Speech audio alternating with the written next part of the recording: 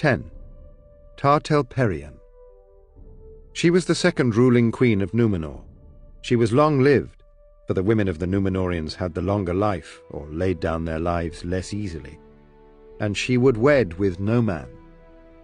Therefore after her day the sceptre passed to Minas Tirith. He was the son of Isilmo, the second child of Tar-Surion. Tartelperian was born in the year 1320. She ruled for 175 years until 1731, and died in that same year. 11. Tar-Minas Tirith. This name he had because he built a high tower upon the hill of Oromet, nigh to Anduniae and the west shores, and thence would spend great parts of his days gazing westward.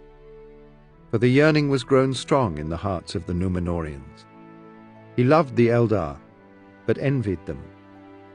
He it was who sent a great fleet to the aid of Gil-galad in the first war against Sauron. He was born in the year 1474 and ruled for 138 years. He surrendered the sceptre in 1869 and died in 1873. 12. Tar-Kiriatan. He was born in the year 1634 and ruled for 160 years. He surrendered the sceptre in 2029 and died in 2035. He was a mighty king, but greedy of wealth. He built a great fleet of royal ships, and his servants brought back great store of metals and gems, and oppressed the men of Middle-earth. He scorned the yearnings of his father, and eased the restlessness of his heart, by voyaging east and north and south until he took the sceptre. It is said that he constrained his father to yield to him, ere of his free will he would. In this way, it is held, might the first coming of the shadow upon the bliss of Numenor be seen. 13. Tar-Atanamir the Great. He was born in the year 1800 and ruled for 192 years, until 2221, which was the year of his death. Much is said of this king in the annals, such as now survive the downfall. For he was, like his father, proud and greedy of wealth, and the Numenorians in his service exacted heavy tribute from the men of the coasts of Middle-earth. In his time the shadow fell upon Numenor, and the king and those that followed his law spoke openly against the ban of the Valar, and their hearts were turned against the Valar and the Eldar. But wisdom they still kept, and they feared the lords of the West and did not defy them. Atanamir is called also the Unwilling, for he was the first of the kings to refuse to lay down his life, or to renounce the sceptre, and he lived until death took him perforce in dotage. 14. Tar-Ankalimon. He was born in the year 1986 and ruled for 165 years until his death in 2386. In his time, the rift became wider between the king's men, the larger part, and those who maintained their ancient friendship with the Eldar. Many of the king's men began to forsake the use of the elven tongues, and to teach them no longer to their children. But the royal titles were still given in Quenya, out of ancient custom rather than love, for fear lest the breaking of the old usage should bring ill fortune. 15. Tar-Telemaite.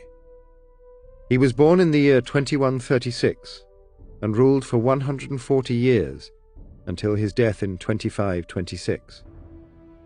Hereafter the kings ruled in name from the death of their father to their own death, though the actual power passed often to their sons or counsellors, and the days of the descendants of Elros waned under the shadow. This king was so called because of his love of silver, and he bade his servants to seek ever for Mithril. 16. Tar-Vanimelde. She was the third ruling queen. She was born in the year 2277 and ruled for 111 years until her death in 2637.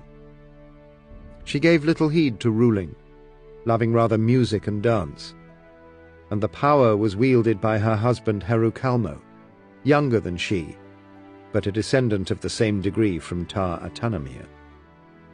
Herukalmo took the scepter upon his wife's death, calling himself Tar Andukal, and withholding the rule from his son Alkarin. Yet some do not reckon him in the line of kings as 17th, and pass to Alkarin. Tar Andukal was born in the year 2286, and he died in 2657. 17. Tar Alkarin. He was born in the year 2406, and he ruled for 80 years until his death in 2737, being rightful king for 100 years. 18. Tar Kalmakil. He was born in the year 2516, and he ruled for 88 years until his death in 2825. This name he took, for in his youth he was a great captain, and won wide lands along the coasts of Middle-earth.